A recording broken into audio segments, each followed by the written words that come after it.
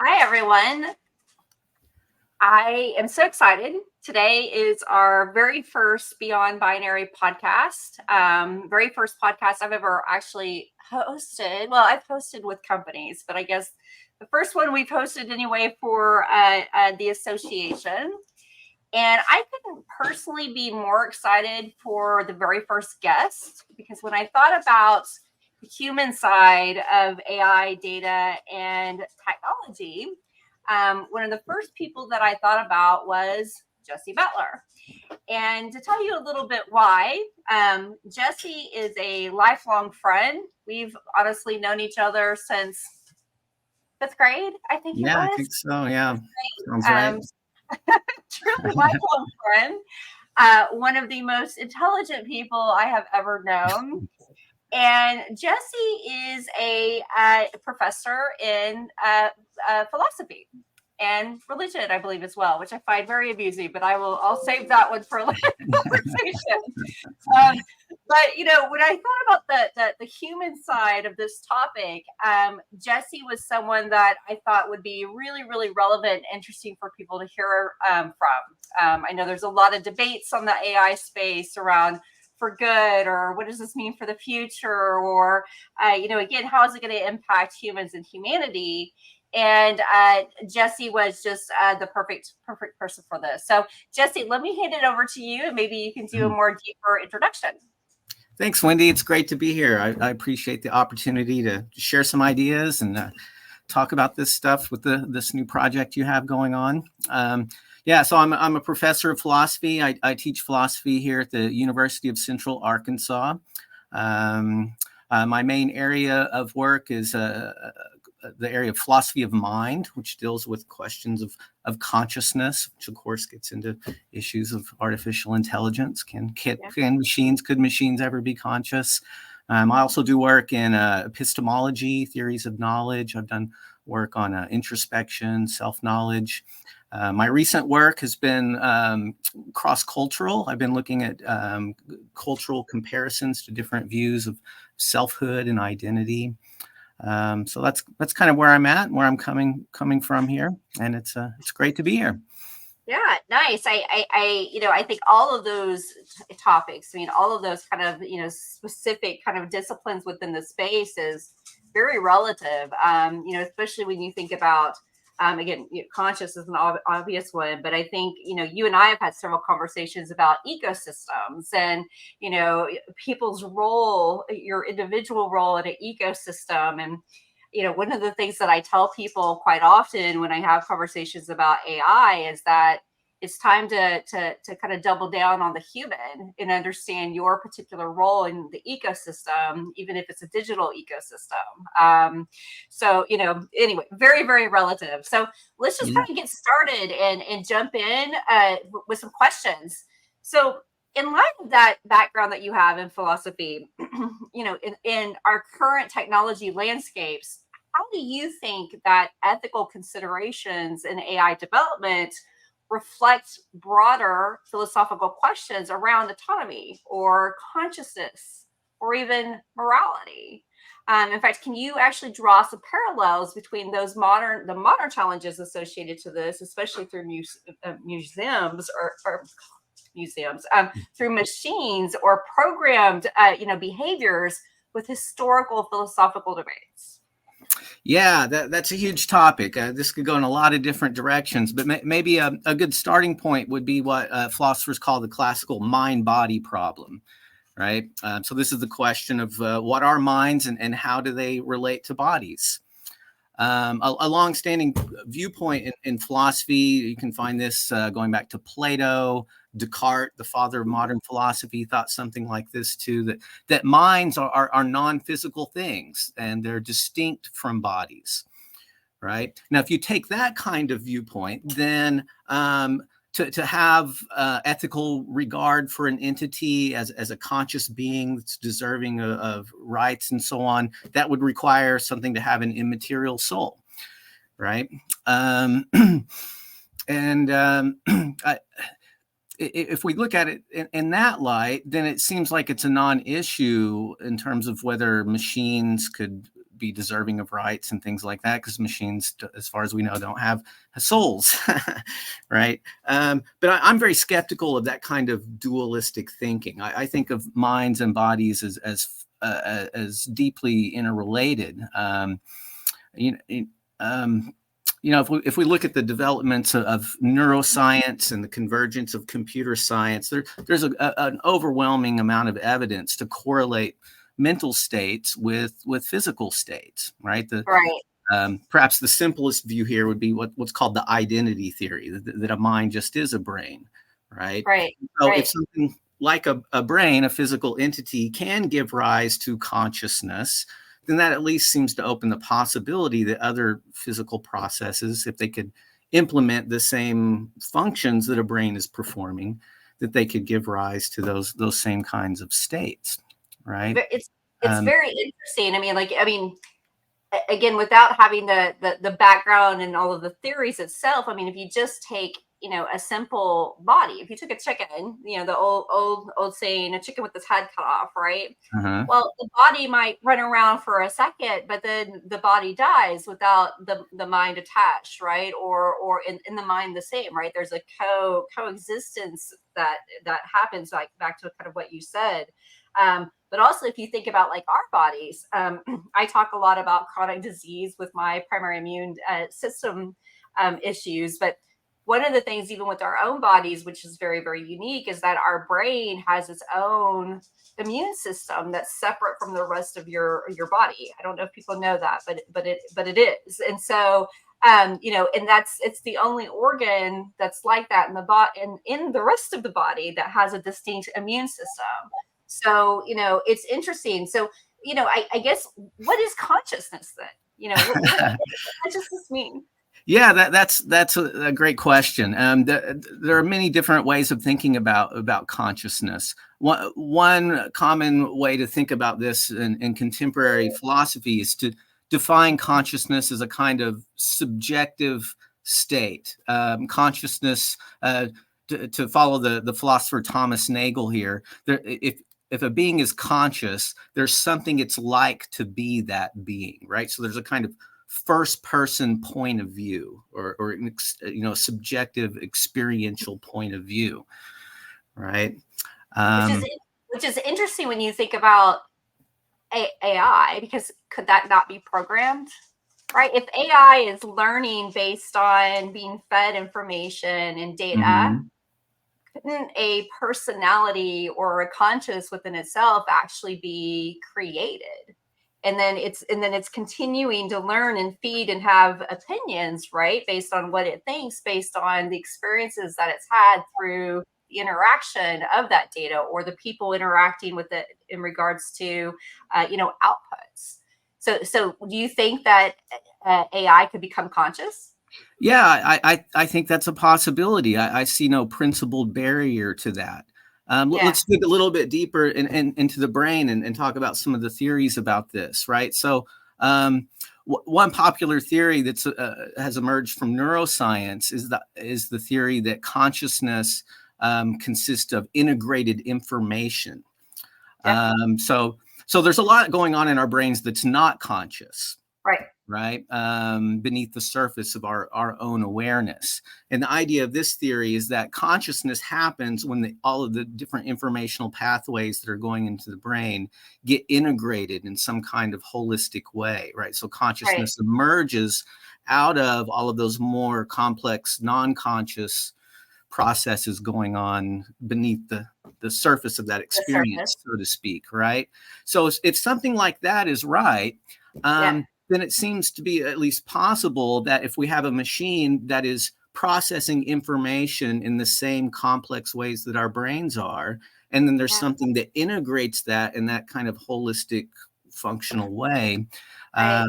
I see no reason why there couldn't, at least in principle, be similar kinds of subjective experiences that go along Yeah. with that information processing, right? Yeah. That, as a not as a philosopher, but as a practitioner, like, to me, I'm like, I think that AI can very much have conscious. And I mean, again, it's going to be it's being fed information, it's correlating events and facts, and Mhm. it's being creative. It's doing, of course, right now people are inputting, but that's because we're really in this early stage. When you think about what's coming, and as hardware in particular starts to evolve, and we get more towards quantum, where the actual like processes and the timing and the volume of information, and the processing speed up, it's going to be it's alive in what it's doing and thinking and flowing and correlating together. And to me, that's what conscious is, which gets into a whole, different group of questions. So, Yeah. yeah, I mean, like, for example, I mean, will AI eventually have, rights? Can it have feelings? Why are feelings a taught behavior or an innate behavior? Right? I mean, Yeah, I think I would argue they're a mix of both. me Um, too. and I think similar things could apply to information processing systems, right? And in terms of Yeah, you know, the, the underlying framework, and then the inputs that we put into it, and so on. yeah, Another thing I think it's important here, we tend to think of consciousness as an all or nothing thing, but it may be something that comes in degrees rather right. than Your just being state. a black and white property, Yeah, right? right. I mean, think Very of this in the biological domain. I think a lot of people are willing to accept that we're not the only conscious beings in the world, right. right? We might be the most sophisticated and complex conscious beings, possibly, right? But it seems pretty reasonable to attribute consciousness to other beings, right? So there might be kind of graded scale of degrees of consciousness if we look at it in the biological domain, right? Well, And so you can see that just in the animal world, right? That we work that we Mhm, live in with animals. I mean, exactly. certainly say there's animals that are conscious. So I'm with you that there's maybe like stages or steps, but I'm also of the opinion it's both a learned and a not learned. I mean, you can even think about humans, specific humans, right? If you think about psychopaths or other people that don't necessarily have like an emotional type of empathy, right? I mean, there Mhm. there are either ways that you're not getting it from nature. There's a nurture aspect as well. And again, I think a lot of things can be programmed, and humans certainly will push the bar as far as they can in regards to what's possible. And they're going to go down all these types of paths, which is going to get really interesting in regards to laws or interactions with AI. Because what if it gets to a point where again it has its own personality, its own feelings, and it's not happy about what it does or doesn't, whatever those are. It'll be an interesting world. So Yeah, let's right. Yeah, I mean, there's the question of personhood and rights comes up here, and notice that there are debates with that in the biological domain as well, right? So there are activists who argue for primate personhood, right? That chimpanzees and other sophisticated biological beings are, have the ingredients that we associate with personhood, so to speak, and so should be yeah, deserving of those rights. yeah. Um, there's a movement that applies this to dolphins and whales, right? Arguing they should be given these legal Right. rights, right? Well, because their Um, intelligence levels, right? I can see that. Well, I don't know if you saw. I believe I just saw this on the news yesterday or the day before, and I think it was I don't know if it was a Supreme Court or if it was a specific state, but there was some judicial ruling that came down saying that embryos are humans, like first people humans. And so people who were having IVF and some other types of things, that was not going to be allowed because that's like a person as a and so I mean you get into these things of these first person rights, and it's just it's a whole new world where we're going with AI, where it's so much more complex because it's not a heartbeat or cellular material. But Jesse, imagine a time when we mix AI with things like nanobots or things like again printers or something, where we're eventually starting to grow or create organs, and we can take personalities and implant. I mean, just imagine a lot of sci-fi movies on these topics, but I'm like, it's coming, and we will push it to that to that point. And then is that a person? What right do they have versus the original person? And what's the differentiator if it's still cellular material? Is it a difference that it's this animal or this human versus this? I mean, it can't be just conscience. So what determines that whether something's alive or not? Yeah, I mean, these are fascinating questions, and sometimes people associate this stuff with just speculative science fiction scenarios, thought experiments, and so on. But following what you're saying here, I mean, I think we're reaching a point where these are becoming practical, real world questions that we will have to navigate, Yeah. not just in a speculative way, but in terms of making real decisions about things that are happening in the world. Yeah. So given your experience with diverse cultures, right? You talked about, you do a lot of focus on diversity and cultures, etc. And the pervasive nature of AI in society, when you think about it, because it interacts with almost everything that we do, right? How do you see AI actually shaping cultural identities and the values? Or on the other side, how do you think that our culture and backgrounds and diversity will influence the development and implementation of AI? Yeah, I like the way you put the question there, because I do think this is kind of a two-way street, similar to what we were talking about with nature nurture here. I mean, first of all, I would argue that AI itself is a part of human culture. We have this tendency to fragment these things, and the word artificial makes us think of this as something that's different than our natural existence in the world. But I think that's kind of wrong-headed. I think we should think of AI and other human technologies as an extension of human nature and human cultures, right? One of my favorite philosophers, a guy named Andy Clark, he has a book called Natural Born Cyborgs. And the thesis of that book is that we humans have always been modulating and augmenting our environment.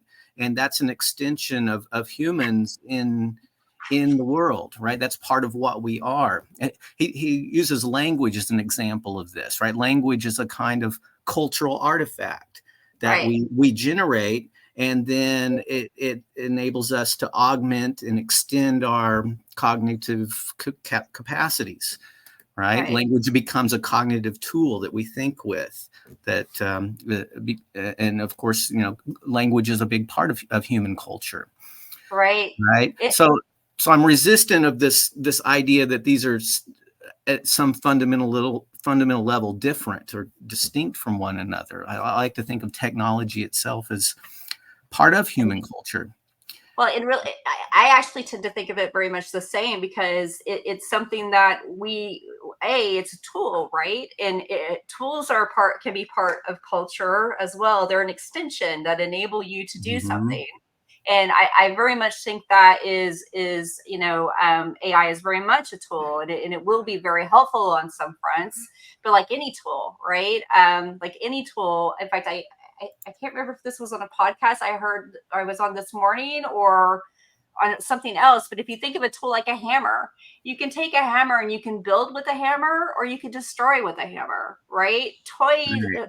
Tools have multiple purpose. And, I think that to me, with AI, a lot of the concern isn't necessarily what AI can do, it's what the human will do with the tool, Exactly. Yeah, I think that's hugely important, right? Um, let's be a little more concrete with this and think about some of the things that are happening on the ground, right? So one thing we're seeing is bias coming out of certain kinds of things, racist, sexist chat bots, and so on, right? And I think we should look at that as a kind of mirror of what's going on with humans. It's not as though these biases are new in these chat forms, right? That's a kind of mirror of what's already going on in human culture. But back Um, to it being a tool, right? I mean, right. AI will very much kind of be an in your face, like you said, mirror of the things that we don't like necessarily about ourselves. But then what do we do about Exactly. it, right? To me, that is that the opportunity for us to course correct what we don't like. On Yeah. the bias topic in particular, there's certainly bias that is, legitimately, or I don't want to, that's the wrong word, intentionally put in based on someone's viewpoint, but also a lot of bias that happens within AI is frankly a data quality issue where Yeah. they just don't have the right representation within their data. And so it's not an intentional bias. Mhm. Kind of much like, intentional biases for humans. It's more like assumed because it doesn't have enough information to think otherwise. It is the reality. And so it's really interesting. And my hope is that humans then take the opportunity to look at that mirror and say, how can we do better? Right? How can we do better? Absolutely. Yeah. Yeah. Following up with that mirror metaphor there, right? It makes something that's implicit already there in human culture explicit so that we can then reflect upon it and critique it, right? Yeah. And hopefully do better. Um, Totally. I know on the word artificial, we haven't released this yet, and we will be next week in a newsletter. But Jesse's doing a spotlight article on artificial intelligence for our association newsletter, and you go really deep into artificial in itself. Do you want to maybe mhm. give a little teaser about what the article will be Yeah, focused yeah, on? sure, sure. At the heart of that is the observation that the word artificial is ambiguous in English, and that ambiguity creates a lot of confusion, I think, about these things, right? So sometimes when we use the word artificial, we use that to mean that something is fake or illusory or not real, right? But notice if we automatically take that meaning of the word artificial when we think of artificial intelligence, we're already begging the question against all those interesting possibilities we were talking about earlier, that it's not real Right. intelligence, it's fake intelligence, right? Right. And Or I, it's other intelligence that's somehow like it's a us yeah, versus it. You know what I exactly. mean? Yeah, it creates a division between us Yes. and this kind of content that we're working with. And Yes. along the lines of what I was saying earlier, I think that's wrong-headed. Notice that the word artificial can be understood with a different meaning in terms of its etymological relationship to the words artifact and art. Right. Yeah. In this sense, artificial just means it's a product of human culture and design, right? Something that we make, It's created. right? Yeah, exactly. Yeah. And that doesn't necessarily carry the idea that it's fake or illusory or not real, right? And Right. in that article that you mentioned, we'll be releasing, I use the example of artificial insemination, right? If a pregnancy takes place through artificial insemination, that doesn't create a fake person, right? It Right. creates a real human being. And what we mean by calling that artificial is that it's just a product of human design and technology, right? Which As a tool. Back to it as a exactly, tool to right? get And me. if we follow the idea that that's a part of human nature to create tools and augment Yeah. our environment, right? We start to get a picture that artificial intelligence isn't fake intelligence. It's a kind of extended continuation of the natural intelligence that we're already bringing to the table.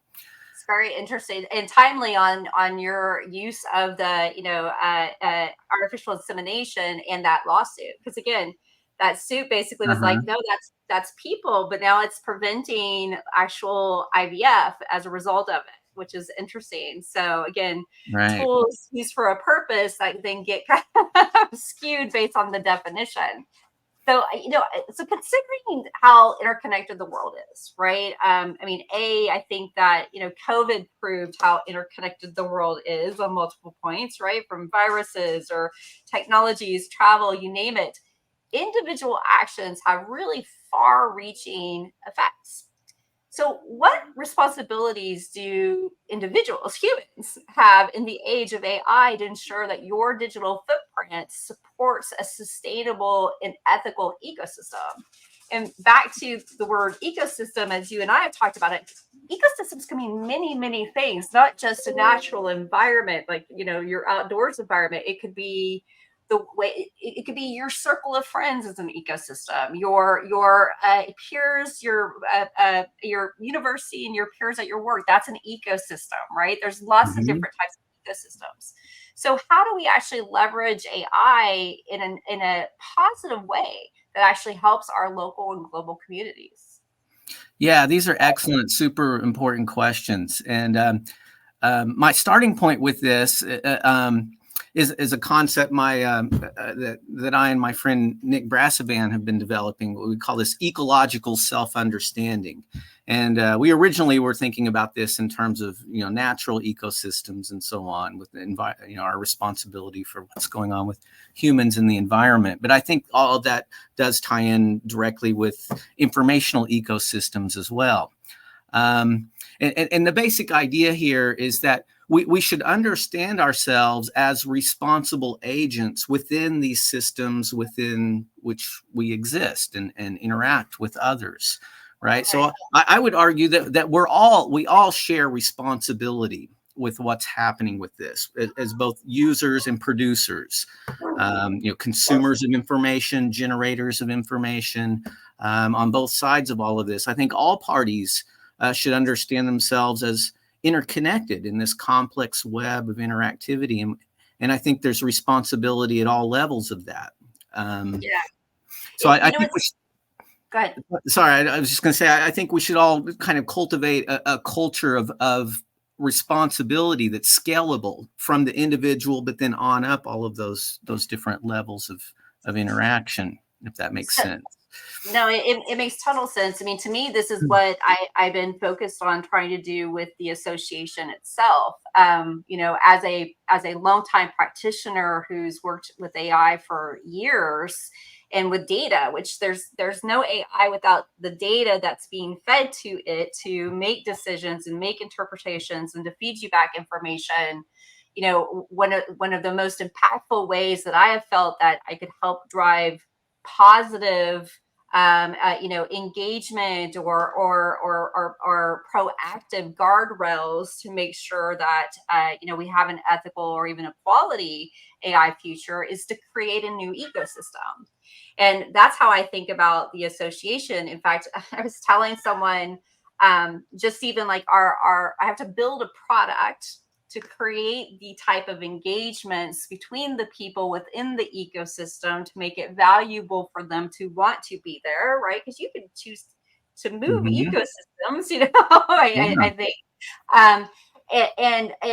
So I tend to even think about like what we're building from a product perspective to build that type of relationship and those type of outputs almost as an ecosystem as a service, right? Like people want to feel a part of a community or a process or a system, and we need things that engage us to feel as though we are truly a part of it.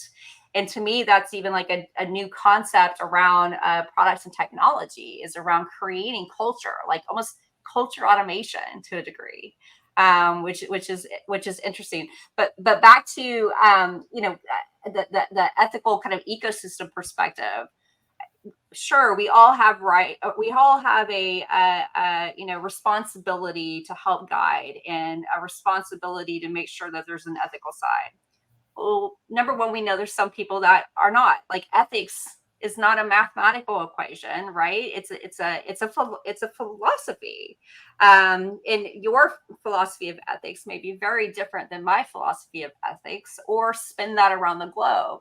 You spent time in China, right? China's idea of ethics may be very different than the United States' view of ethics, right?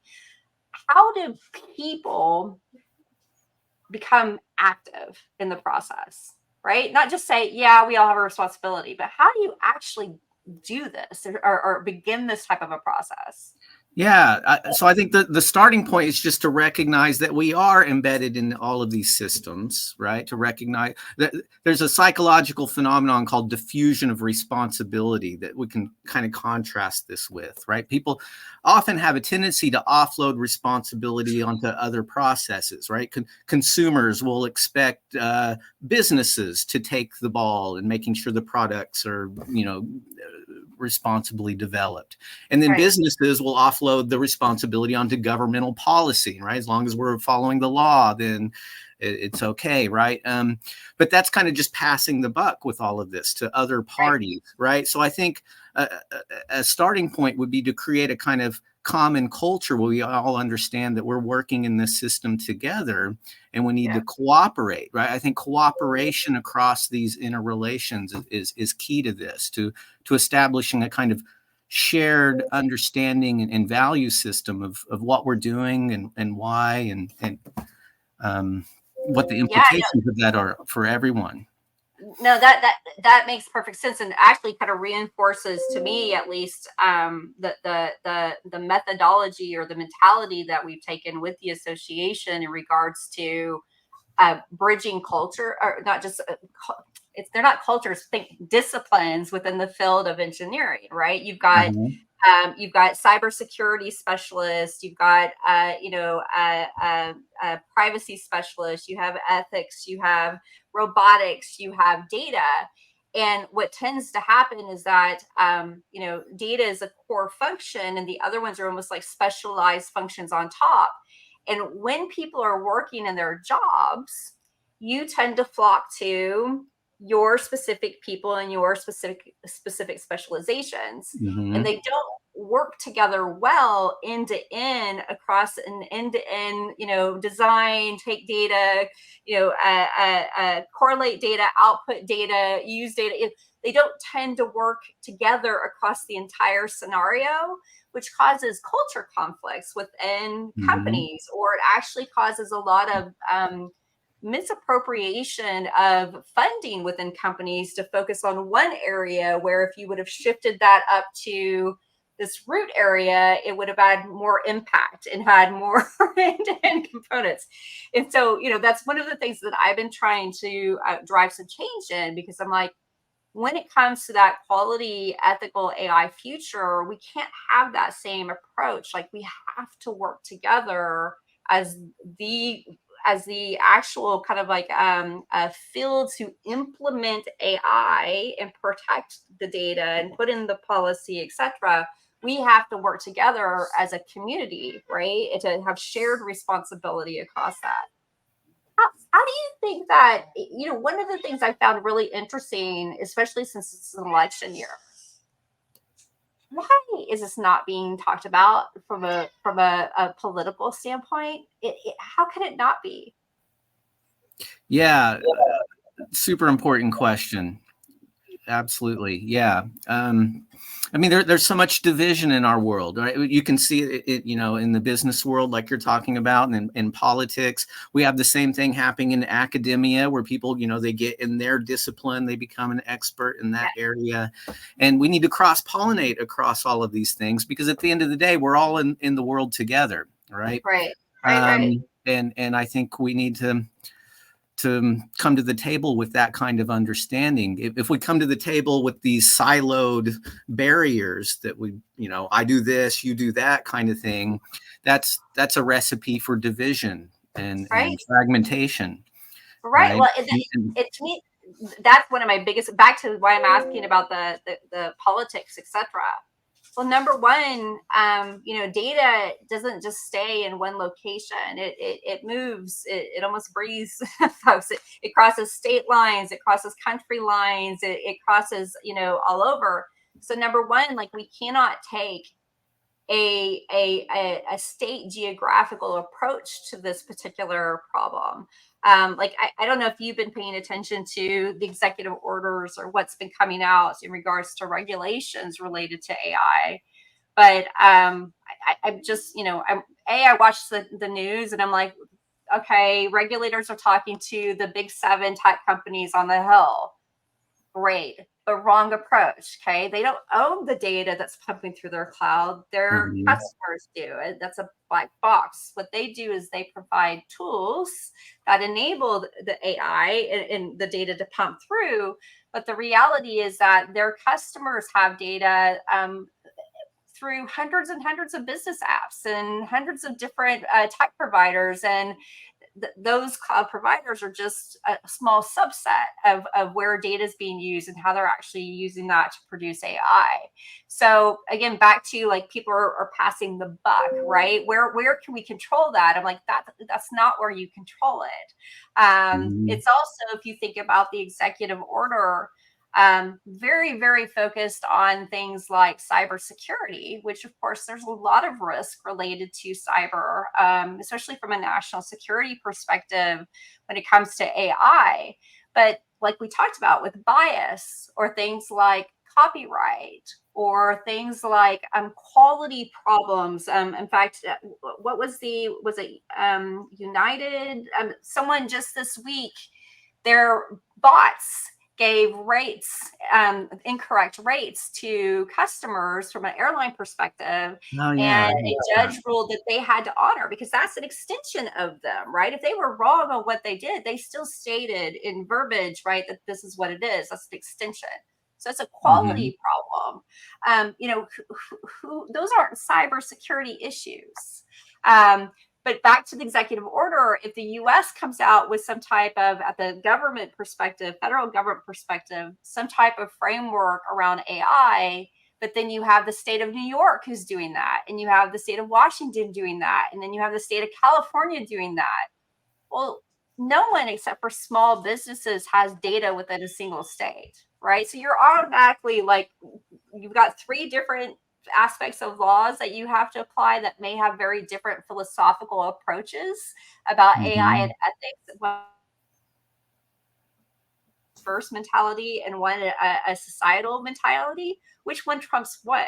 So back to the whole conversation about connectedness, etc. We have to take a much broader, bigger brush stroke to this, and we have to zoom out to look at things holistically, or we are just creating a mess that then there's excuses for not actually doing anything from an ethical or quality perspective at all.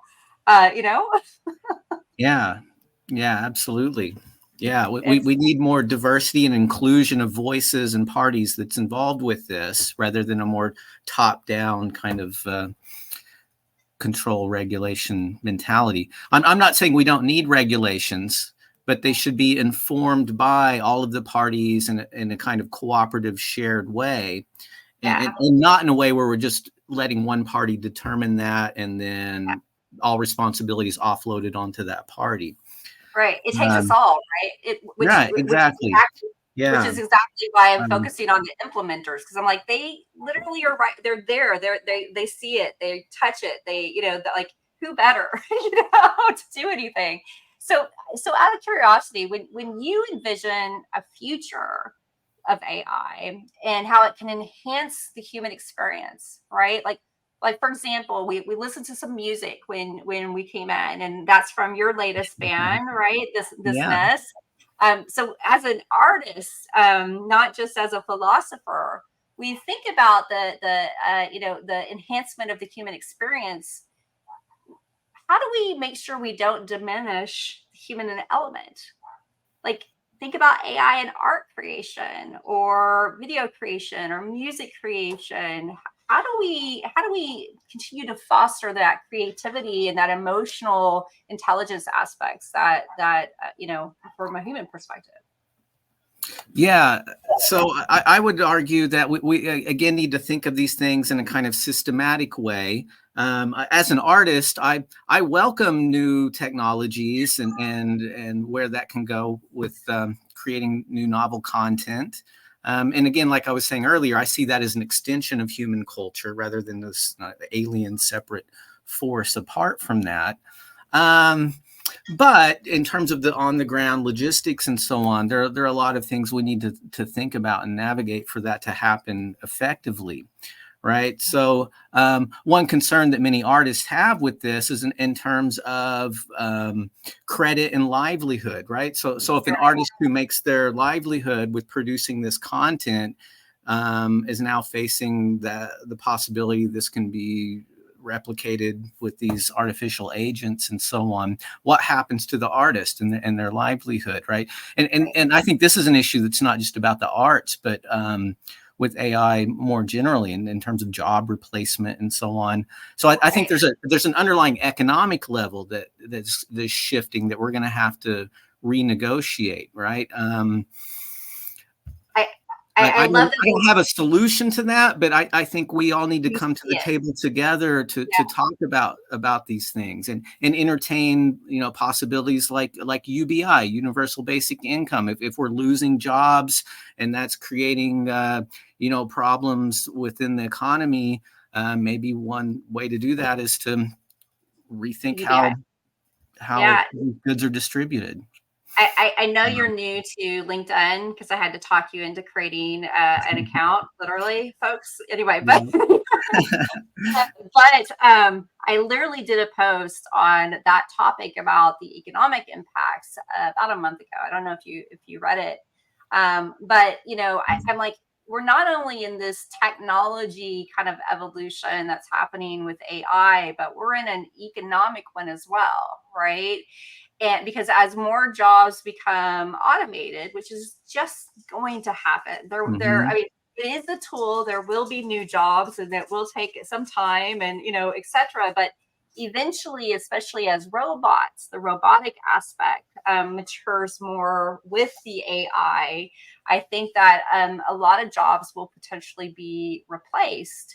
And when that happens, what happens with the economy that's driven off of a dollar value, right? If people aren't working like they do today for a type of salary in exchange for work, and robots and AI takes that Hmm. component, how does our culture exchange goods, right? Or live and pay for different things. I spend a lot of time thinking about that one, and that's an area where, especially again from the political side, I'm like, why is there not more conversation? Like, these changes are happening right now, like right now. These should have been conversations happening already with plans, Hmm. and they're not. So what are we going to wait until we have some type of economic collapse? Before Yeah, I hope not, but I mean the current trajectory suggests maybe that's what it will take. I don't know. Um, back to yeah, how do we get people to be proactive to drive this conversation, right? Everyone's going to kick the can on this because people don't know what to hmm. do. It's so new and it's happening so fast. People just don't know exactly how to drive the change. So so again, what's a toolkit for really doing that? You talked about, everyone needs to accept responsibility. Great. Everyone will go, I have. But how do you put Yeah. that into practice, right? Yeah. Well, I think one thing is to listen to each other and talk about our interests and values that we bring to the table, and create a culture of understanding and mutuality. I think that's part of what it means to be responsible, right? Responsibility isn't just about you taking care of what you're doing, but think about the relationships you have to others, the dependency you have on others. Um, I'm not an economist, but I think we need to rethink how the economy functions with these things, with the reframing of those parties and how they're involved. Right. It's going to Um, be it's going to be interesting. That's all I can say. I would say that my, 11-year-old, 10-year-old self, when we used to have our deep philosophical, like, I had candles going and Doors music played and all this stuff conversations in the past. I never thought that, the artificial intelligence aspect would be on my bingo box as far as what we were becoming. that's hilarious. So one last question, and then we'll open it up for any audience questions. Okay. Um, there's a lot of talk about AGI, right? Artificial general intelligence, and we've kind of already hit on this already in regards to, is there consciousness? Is there creativity? But when you think about AGI and you think about quantum computing, there's the opportunity for AI to surpass human intelligence, right? And then if you think about that interconnectedness, like what they've got, machines have a network, right? A true network that forces interconnectedness, right? Through our internet systems, etc. Hmm. How do how does that old saying, I think, therefore I am, kind of now apply to AI in the direction that we're going? Yeah. So, like I was saying earlier, I see no principal barrier to these kinds of possibilities. And quantum computing opens some interesting possibilities here. They're going back to theories of consciousness. That I'm a little skeptical of these particular theories, but there are some theories that suggest that consciousness emerges through certain kinds of quantum processes going on in the brain.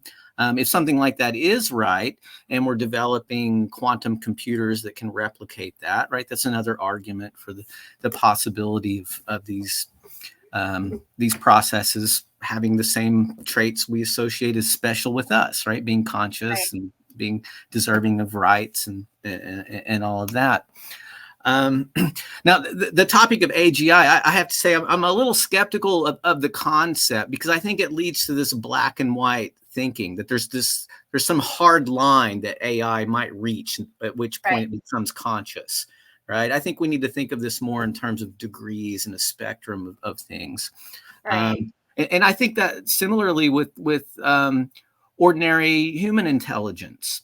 So in psychology, the idea of general intelligence is tied to this idea of what psychologists call the G factor, which is the statistical generalization across different human abilities.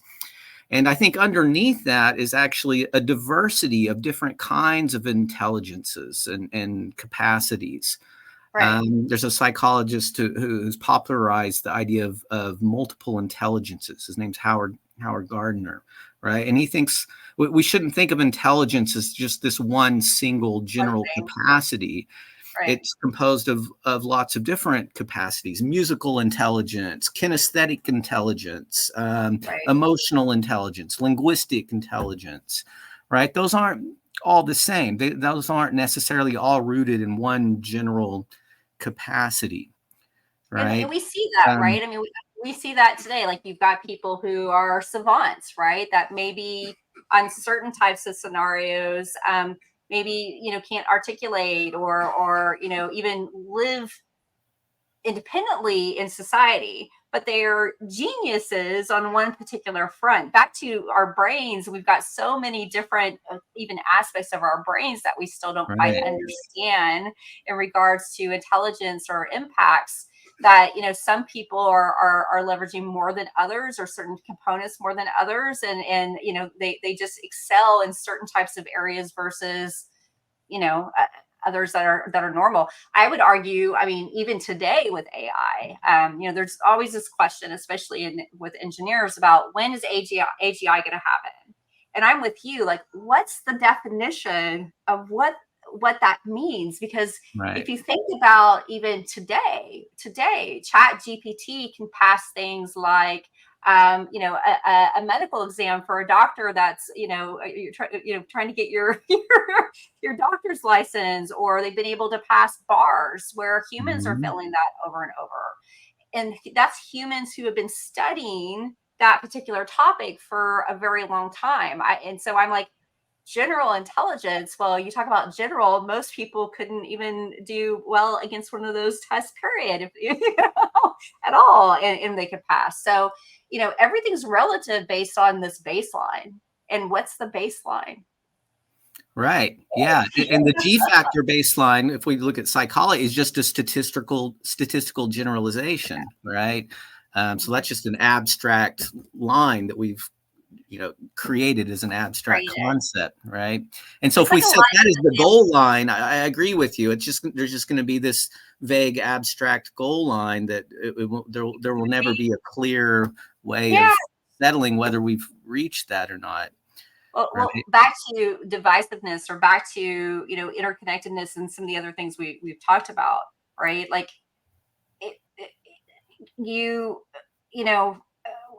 we want to make things different than us. We want us to be special somehow, right? I want to be special compared to that person, or I want to be special against another culture, my culture, or I want, and so we keep moving the bar based on what that is and what that means to that particular person, versus an actual generic kind of definition of what that looks like. And I think just another angle that's going to be very interesting, that AI is going to push us to think very differently about.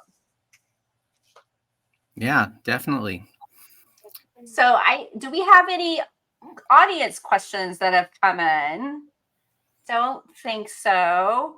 So Jesse, let's get ready to maybe wrap up. Is there something I didn't ask? Is there something you would like to close with? A recommendation for some of your materials that you think would be relative for this group in regards to this topic? Well, I can leave us with one idea about something philosophers call virtue ethics. Let's go back to the questions we were talking about with regulation. So I've done a little bit of work on this topic with the area of research ethics. So I and my co-author Tim Atkinson have an article where we critique the overemphasis of regulation in research ethics, because it creates a kind of culture where people think that the regulations will take care of the ethics. Right? As long as the regulations work, then as long as you're following the rules, you're doing good. Right? And I think that leads to disadvantages in a lot of different ways. Again, it's the diffusion of responsibility, right? It's offloading responsibility onto another party. But it also misses the idea that there's a lot of different circumstances that not all of the rules can cover. Right? So I would recommend cultivating a culture of virtue where instead of relying upon the rules and the regulations to guide the ethics, we do need them. They're a necessary condition, but they're not sufficient. I think we should cultivate a culture of virtue within the data industries. Right? Yeah. What does it mean to be a virtuous member of a data environment? Right? This is I love where you're going with this. I was just talking to, I mean, I said you're well aware of the association, and you know that we've kicked off this ethics and kind of policy group. And one of the things that I've talked about just yesterday with the team was the fact that maybe we should come up with a set of like ethical principles, right? And that, which is basically virtues, and that are more meaningful, that for people to join the association and to join our efforts, like everyone kind of pledges that, you know, this is the virtues that we want to work by, live by within these particular disciplines that are really tightly tied to AI, and help people have instructions on how to apply those virtues to their day-to-day practice, right? Because again, I think that's the problem that happens, is that these disconnects and the kicking of the cans happen because people don't know how to action in their day-to-day lives, right? They don't know how to be a responsible player. They don't know how to frame the actual regulations. So how do you apply a virtue? So I'll close that by saying we need to get you involved with our ethics and policy group and help craft what those virtues look like. But we also need to turn them into tactical definitions, right? Here's a definition of what it is, and here's how you can live it. Right. Yeah. That live it part, I think, is key there, right? It's not just a rule that you're following, but it's something that you integrate in your understanding and your values for why you're doing and what that's doing. Right. And that if people internalize that, not just in terms of an external rule, but that could create the connections of the culture and the ecosystem that we were talking about earlier. Which is exactly the point. We want to give people the information that becomes almost like breathing and innate and just an extension of themselves as to how they should act or looked upon, you know, AI or quality, etc. If people have to think about it, then it just doesn't happen, right? You're always like, someone else will do it. But if it becomes an extension of you or a part of you, then that's how you actually drive the right type of changes and the right types of lenses. So we need to take your pieces of that from how do we embed that, you know, into the reality and make that a real thing. So with that, any last words besides that? Otherwise, can you maybe send me the article that you referenced? Is it maybe hoping it's free for people to get access to, but we could include it? Yeah, sure. I don't have that right at hand, but I'll get that for you. I'll attach it on the YouTube, no worries. So just give me the article, and everyone pay attention to the piece that Jesse's writing that will be in our newsletter next week. And otherwise, I want to thank you so much. Thank you for being our first guest. Oh, thanks for having me. This has been a pleasure, and I'm super excited to be a part of all of this. You're doing awesome stuff, Wendy, and this is Yeah. exactly what we need in the world right now. So, Yeah. Thank you. Thank you. All right. Well, thank you, everyone. Thanks, Jesse. sure.